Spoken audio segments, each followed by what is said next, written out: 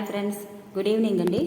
వెంటకాయల fry ఎలా prepare చేయాలో ఈ వీడియోలో అయితే ఎక్స్ప్లెయిన్ చేస్తున్నాను. ముందుగా వెంటకాయలు బాగా క్లీన్ చేసుకొని వాటర్ పోసుకొని అందులో పసుపు వేసి బాగా ఇలాగా హాఫ్ బాయిల్ చేసుకోవాలండి. ఆ తర్వాత టమాటాలు, ఎర్రగడ్డలు, కరివేపాకు కట్ చేసి రెడీ చేసుకోవాలి. తర్వాత చింతపండు పులుసు, అల్లం వెల్లుల్లి పేస్ట్ కూడా రెడీగా ఉంచుకోవాలి. నెక్స్ట్ కడాయి పెట్టుకొని స్టవ్ పైన ఆయిల్ పోసుకొని అందులో ఆనియన్స్, కరివేపాకు, అలాగే అల్లం వెల్లుల్లి పేస్ట్ కూడా ఇందులోనే యాడ్ చేసుకోవాలండి. యాడ్ చేసుకున్న తర్వాత బాగా బరూన్ కలర్ వచ్చిన తర్వాత ఇందులో ధనియాల పొడి, అలాగే కారము, ఆ తర్వాత సాల్ట్ కూడా ఇందులోనే యాడ్ చేసుకోవాలి.